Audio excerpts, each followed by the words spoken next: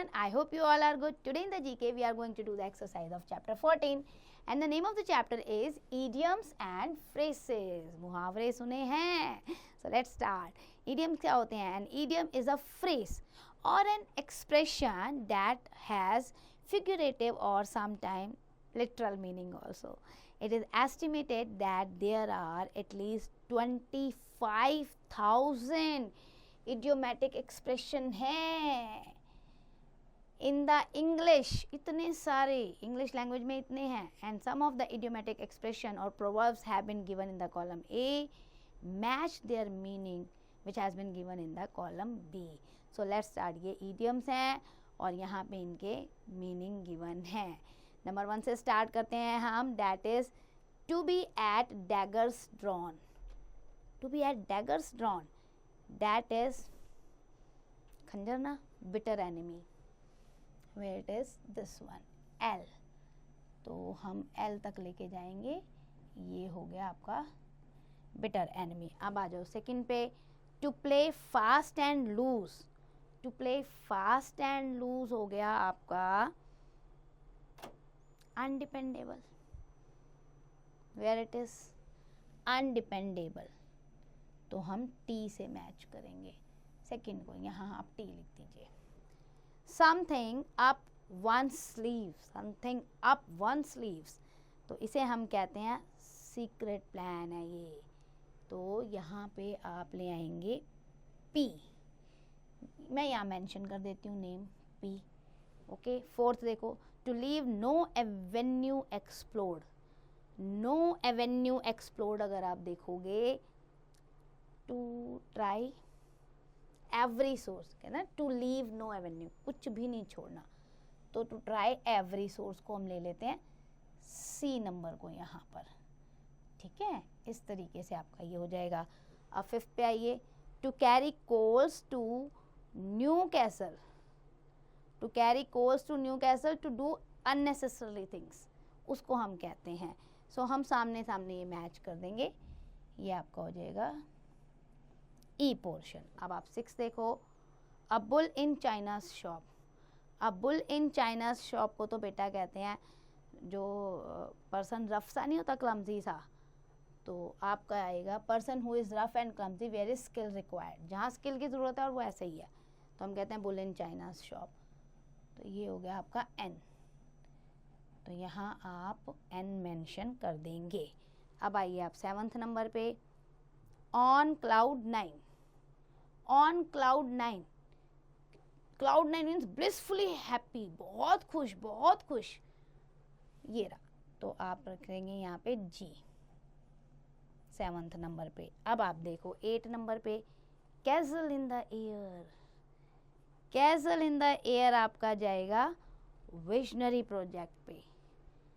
सो visionary project आपका हो गया ये क्यू वाला. सो 8th नंबर पे हम मेंशन करेंगे क्यू को. अब 9th पे आओ. To blow hot and cold. Hot and cold दोनों चल रहा है, गरम ठंडा. इट मीन्स इनकंसिस्टेंट, स्थिर नहीं है ना. तो इनकंसिस्टेंट है. F नंबर पे हम यहाँ आएंगे. 9th को F नंबर पे डालेंगे. अब आप जाओ 10th नंबर पे. By the skin of one's teeth. By the skin of one's teeth तो हम क्या कहते हैं, बिल्कुल ही नैरो है ये भाई. सो 10th नंबर पे आप ले आओ नैरोली को. Yes this one. सो ये आपका बन गया. जे से हमने इसे मैच कर दिया. अब आप 11th पे आओ. To take with the grain of salt. Grain of salt means to take with some reservation. So 11th number हो गया आपका डी से मैच. हम यहाँ पर मेंशन कर देंगे D. On A tight lease. On A tight lease means careful control जब आप करते हो तो अंडर वेरी केयरफुल कंट्रोल. 12 को आप मैच करोगे एम से. अब आप 13 पे आओ. To talk one's head off. One's head off means बहुत ज़्यादा बोलना, बहुत ज़्यादा बोलता है. Talkative person. ए से मैच कर दो आप 13 को. 14 देखो. A fair crack of the whip. Fair crack of the whip आपका आएगा means the period of importance. So आप यहाँ इसे H से मेंशन कर सकते हैं, where it is, yes, a period of importance. Okay, now moving to 15, to read between the lines. To read between the lines means to grasp the hidden meaning.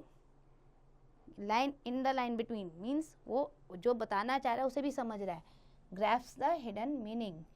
So B आपका यहाँ पर आएगा। उसके बाद आ जाओ आप 16 पे, to flog a dead horse.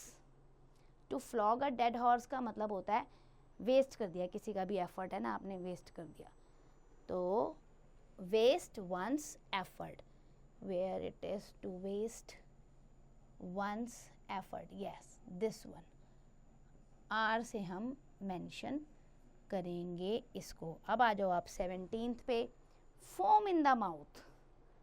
so foam in the mouth का मतलब होता है बेटा आपका extra ordinary angry, ठीक है ना, तो extra ordinary angry जो होगा that is foam in the mouth।